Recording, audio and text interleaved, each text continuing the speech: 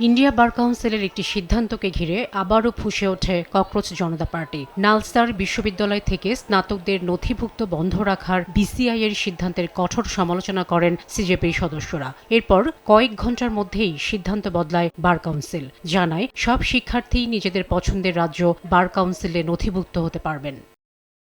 প্রধান বিচারপতি সূর্যকান্তকে নালসার সমাবর্তনে আমন্ত্রণ জানানো হলে বিশ্ববিদ্যালয়ের ছাত্রছাত্রীরা এই প্রস্তাবের বিরোধিতা করে উপাচার্য রেজিস্ট্রার এবং অধ্যাপকদের কাছে চিঠি দেন। এরপর বিসিআই জানায়, পরবর্তী নির্দেশ না দেয়া পর্যন্ত 2026 সালে নালসার থেকে পাশ করা কোনো গ্র্যাজুয়েট দেশের কোনো রাজ্যের বার কাউন্সিলে নাম নথিভুক্ত করতে পারবেন না। সেই সঙ্গে নালসার কর্তৃপক্ষকে বলা হয়, ঘটনার সঙ্গে জড়িত শিক্ষার্থী ও অধ্যাপকদের বিষয়ে উপযুক্ত তদন্ত হবে।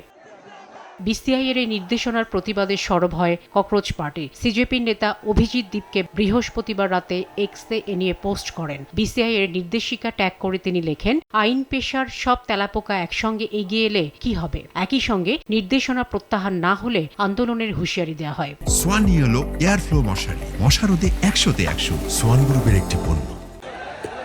সম্প্রতি প্রধান বিচারপতি সূর্যকান্ত দেশের বেকার যুবকদের তেলাপোকা এবং পরজীবী বলায় নতুন প্রজন্ম ককরোচ জনতা পার্টি গঠন করে। বিচারপতির মন্তব্য সমস্ত জেনজিকে শুধু জোটবদ্ধই করেনি, দেশের শাসক দল বিজেপিকেও চাপে ফেলেছে। এছাড়া প্রশ্নপত্র ফাঁস ও শিক্ষাক্ষেত্রে দুর্নীতির জন্য শিক্ষামন্ত্রী ধর্মেন্দ্র প্রধানকে পদত্যাগে বাধ্য করেছে বিজেপি সরকার। এদিকে ঘটনাকে কেন্দ্র করে নালসার কর্তৃপক্ষ এখনও সমাবর্তনের দিন স্থির করতে পারেনি। শাফিনা সুলতানা, সময় সংবাদ।